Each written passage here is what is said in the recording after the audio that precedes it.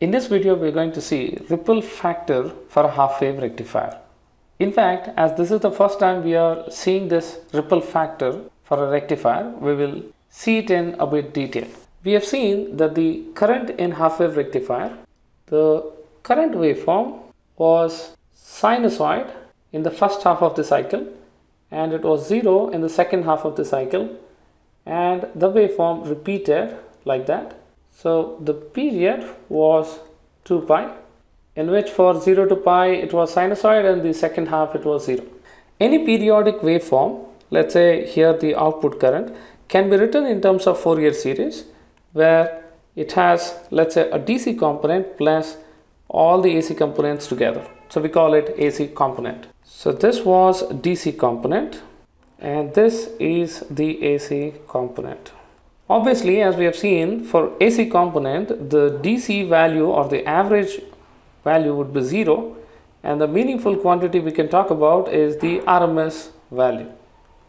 And we have seen this, that is I dash RMS or I prime RMS, which was seen in the previous video, that I dash RMS is given by I RMS square minus I DC square. Now, as the term indicates that we're talking about ripple, so what do we mean by ripple? So for example, let's say if you take a pebble and throw it in a pond, you get ripples, which means you get waves. So even here, the output current have wavy nature, but in fact, this output current has some DC component as well.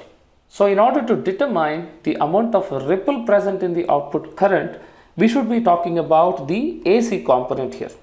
So obviously, the AC component has only RMS value that we can talk about because the average value is 0. So the RMS value of the AC component would give us a picture of how much ripple component is present in the output waveform. And in fact, we know the DC component value as well, which is IDC is equal to IM by pi. In fact, we have shown even in the previous video that this component would be less than 1/3 of the IM. From the output current, if we subtract this value, we would get the AC component of the output current. But if RMS quantity of the AC component is going to give us indications of how much ripple is present in the output waveform, which means the ripple factor is directly proportional to I dash RMS.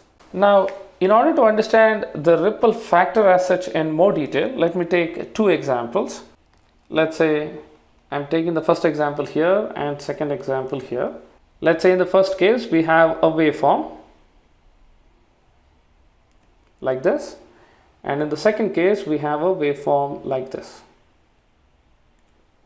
So in the first case, obviously the average value, if we see, it would be somewhere here, where this we can call the IDC. Let's say this is about current we are talking about.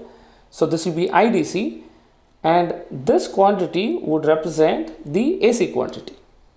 So now we have a DC quantity plus some AC quantity, let's say I prime. This is only pertaining to this example, and this example has nothing to do with the half wave rectifiers here especially. This is to understand only the ripple factor. So in the second case, the average value would be here, and we can say this is the IDC. So let's say this is 1, 1, this is IDC 2, and this value, let's say, is exactly same as I1 prime. So the AC component is same in both first and the second case. So let me call this I is equal to IDC2 plus I1 prime. In both the cases, the I dash RMS would be same. But in terms of rectifiers, the intention is to have more IDC, which is the DC component. When we have more DC component, obviously the second case is preferred compared to the first case. So I would prefer the second case compared to the first case in terms of ripple performance, because we have more DC component compared to the AC component. So in fact, one term which can represent the performance of this is the ripple factor.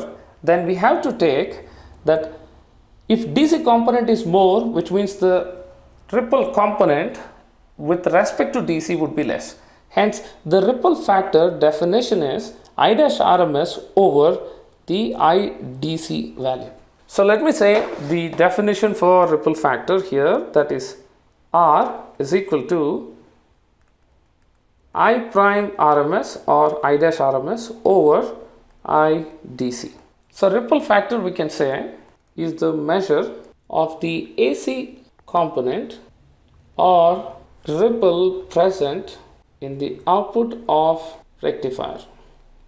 So let's find this value for half wave rectifier. I dash RMS is given by square root of IRMS square minus IDC square over IDC, which can be written equal to square root of IRMS over IDC whole square minus 1.